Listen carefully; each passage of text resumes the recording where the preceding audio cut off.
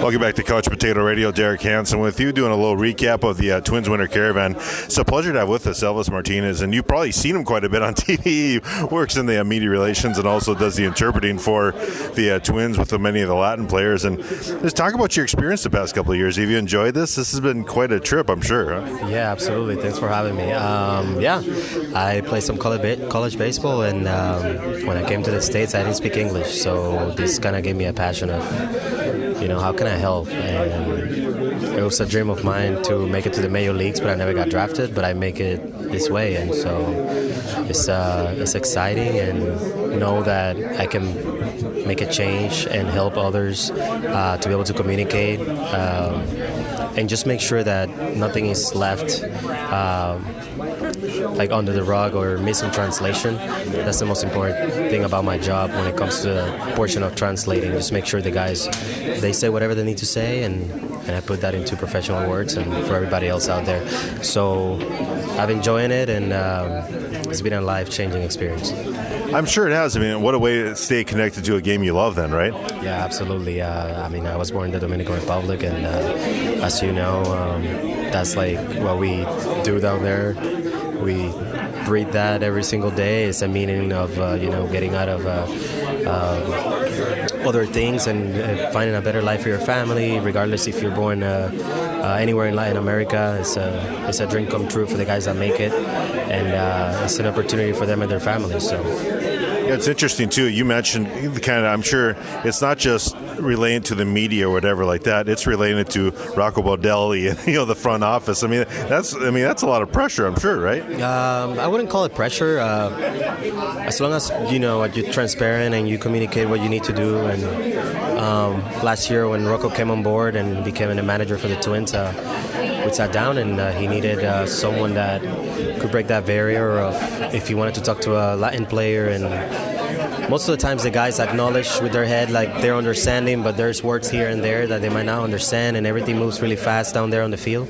So along with Rocco and then Dusty Morse, we all decided that it was best for me to be down there during games, and I'm helping with translating scouting reports when Jose Berrío pitches, or someone comes out of the Bruce Gratterall comes out of the bullpen. Wes Johnson takes me to the mound, and it's just helping as much as I can, just to make sure there's no communication broken between the players and the coaching staff. I first started covering the Twins down in spring training in 2002, and I really saw a different world. And it was kind of interesting. The guy who was kind of doing your job was Corey Koski. I think he played enough ball down in the Latin area where he really got to know a lot of Spanish. And boy, of course, most of his was ribbing like Christian Guzman and stuff. But it is such a melting pot within a clubhouse. It is kind of very important that everyone's on the same page that way. And I'm sure that's language is the bridge that you bring to that too. Absolutely, that's just the main point. That along with the coaching staff, we decided that it was really important also to make the guys feel comfortable too, because they're in a different country, different culture. They need to learn how everything works here, and you know how the big leagues is. It's a fast-paced game, and just making sure that the guys are comfortable as well. That basically I'm the bridge between coaches and front office, and just basically make sure that they just worry about playing baseball on the field and not worry about communicating. I'm sure that they really feel good about having you as that too. I'm sure you got a pretty good relationship with these guys, and I'm sure sometimes it'd be difficult after a tough game or whatever, but that's just kind of how it works, right? You got to be there for the good and the bad. Absolutely. As you know, it's a long baseball season. We're getting ready to go after the Caravan and Twins Fest. We're getting ready to go to spring training. It's just everything basically starts since February, and hopefully it goes deep into October if we make it to the playoffs, and just work hard with them, build that trust, and so when I do the translation in front of a big crowd like we did tonight, he didn't use me, but it's more like a feel, feeling comfortable out there and having someone to lean on in case he doesn't understand something. Yeah, and I think guys like Luis Arraez, and I think you see with Miguel Sano and Eddie Rosario, they do have comfort level talking some English, but some things sometimes we talk too fast, especially here in the Upper Midwest. We hear that from people in Texas, for crying out loud. So I'm sure if you're new to this country and whole new to this language, it's just a whole different experience for them. Absolutely. Like I mentioned before, 10 years ago I came to the States to play college ball, and I couldn't communicate. Like, I knew what I was doing on the field, and I was able to get into a Division III baseball team. Grateful for that opportunity, which brought me here now, but it's really hard just sometimes, as you know, learning another language is just really hard, and then dealing with all the pressure of establish yourself in the big leagues and contribute to a team. Like, for example, like Luis Arraez did last year. He just came up, and obviously we know what he can do with the bat, but it's kind of difficult when they put all those cameras in your face and you're in the big stage. It's kind of nerve-wracking. Was it nerve-wracking for you? I mean, not for me. And obviously it's a new experience being on the playoffs. It's a bigger animal, but I know for them it's just a relief to have someone like me that they trust, and I trust them too. Whatever they're going to say, to communicate with the public.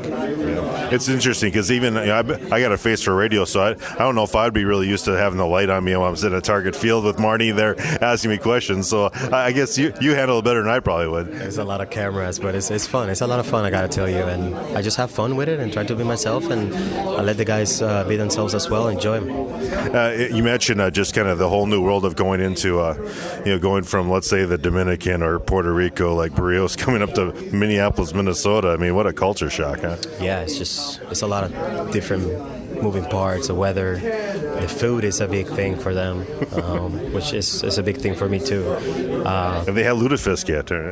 I don't know.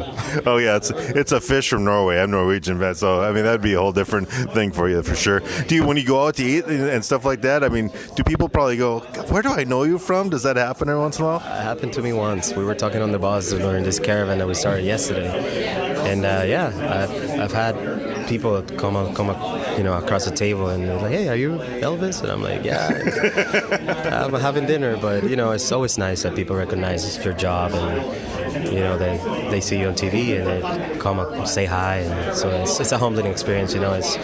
Minneapolis is a great city, and we're glad that the fans get behind us and support us. And I think with the Twins, when on these Twins winter caravans, I'm sure you feel it at Target Field, whatever. I think Twins baseball, because the winters are so long with spring and summer, all that, is really something special for a lot of people in their heart with it. I'm sure you sense that with this organization and the fan base. Absolutely. The fans are great.